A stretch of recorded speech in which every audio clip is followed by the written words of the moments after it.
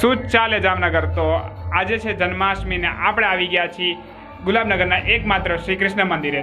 તો હાલ હું તમને આની જન્માષ્ટમી દેખાડું.